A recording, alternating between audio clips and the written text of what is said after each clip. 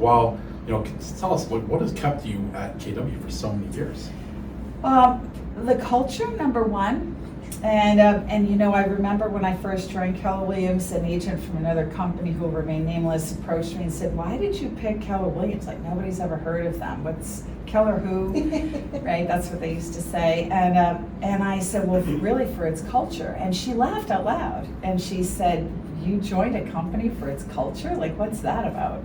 And I realized like that knee-jerk, from the heart kind of response was the reason why I joined, and it is what keeps me here.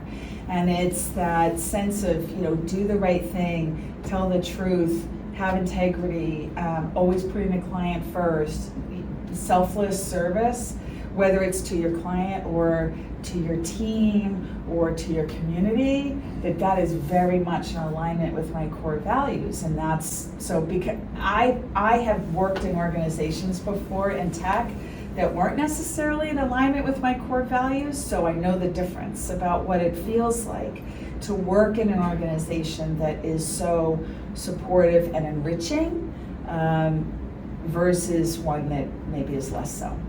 But I remember walking into the office that I was in at that time in Westboro, which again was like the first office in New England. I walked into the office that day and there was someone there who came from another company. And I could see that they were working on something. I think I went to make a copy or something. I could see, and I was just like, "Hey, let me know if you need help with anything." And they were like, "Oh, yeah, kind of like doing one of those."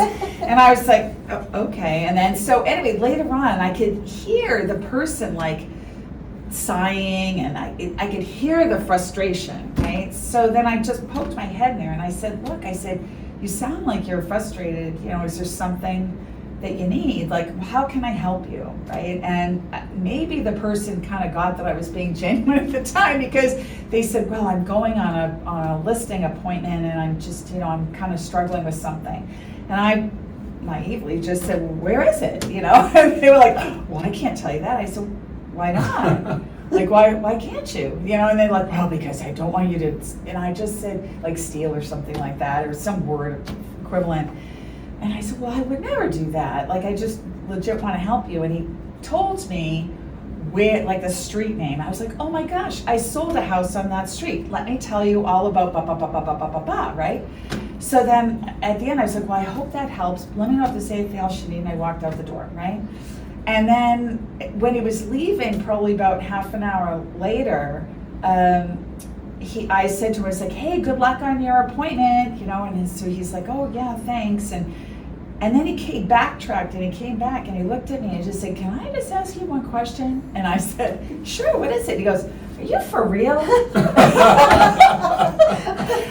was like, "Well, yeah, what do you mean?" And he said, "I could never share that level of information at the company I worked at before. And I would never say who it was, but I'm just saying that it was at that moment that I realized, oh, this is different. Yeah. Oh, there's a level of collaboration and cooperation and support here that isn't necessarily the norm."